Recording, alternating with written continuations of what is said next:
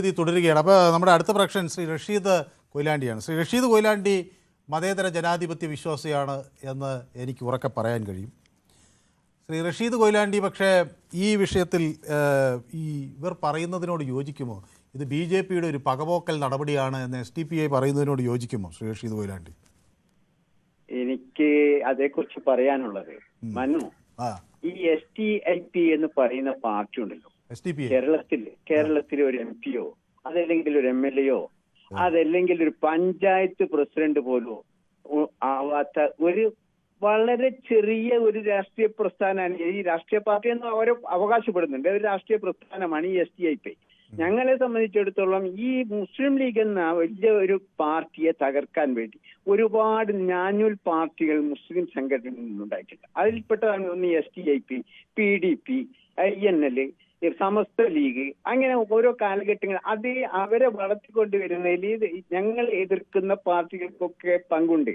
പക്ഷെ അവരൊന്നും ഇന്നേ വരെ ഒരു ശക്തിയായി ഇതുവരെ വളർന്നു വന്നിട്ടില്ല. ഏതെങ്കിലും ഒരു മുനിസിപ്പാലിറ്റിയിൽ ഒരു സീറ്റ് ആരുടെയെങ്കിലും പിന്തുണ, അത് എല്ലാവരും പിന്തുണക്കുന്നുണ്ട്.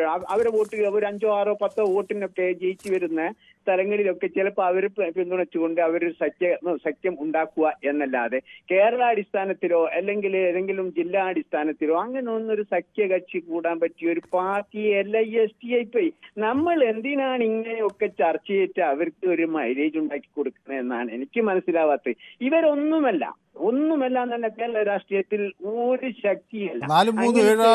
ഇത്തരം പാർട്ടികളെ ഈ നാഞ്ഞൂലുകളെ എന്തിനാണ് ഭയപ്പെടുന്നതെന്ന് എനിക്ക് മനസ്സിലാത്തത്. എന്തിനാണ് ഈ ഭയപ്പെടുന്നത്? അതിന്റെ കാര്യം എന്താണ്?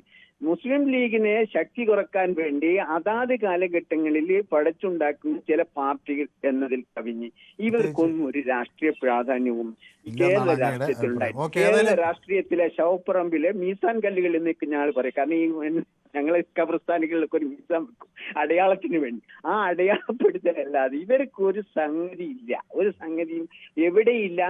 പിന്നെ പ്രാദേശിക തലത്തിൽ ചില പിന്തുണകളൊക്കെ കൊടുക്കുന്നത് ഈ 10, 15 വോട്ടുകൾക്ക് വേണ്ടി മാത്രമാണ്. അല്ലാതെ അവര് ഒരു ശക്തിയെ പ്രബല ശക്തിയല്ല. അവരൊരു കണക്കാക്കേണ്ടതെന്നാണ് അങ്ങയുടെ അഭിപ്രായം. ഏതായാലും സമയം അതിക്രമിച്ചതുകൊണ്ടാണ്. ഏതായാലും ആ നിലപാടൊക്കെ വ്യക്തമാണ്. അപ്പം ഞാൻ ഈ വിഷയം യൂട്യൂബിലും പ്രേക്ഷകർക്ക് ഒപ്പം ചർച്ച ചെയ്തിരുന്നു. ഈ SDPIയുടെ അവകാശവാദം അത് ശരിയാണോ എന്നാണ് ഞാൻ ചോദിച്ചത്. അത് അവരെ BJP എന്ന നിലയിൽ BJP ആക്രമിക്കുകയാണ് ഈ ഏജൻസികളെ ഉപയോഗിച്ചെന്ന അവരുടെ വാദം ശരിയാണോ എന്നാണ് ചോദിച്ചത്. അത് 40% ആളുകൾ അത് യെസ് എന്ന് പറയുന്നു. അതേസമയം 60% ആളുകൾ നോ എന്ന് പറയുന്നു. അവർ SDPIക്കൊപ്പമല്ല. പക്ഷേ 40% ആളുകൾ അത് അംഗീകരിക്കുന്നുണ്ട്. അതാണ് അതിലെ കാര്യം.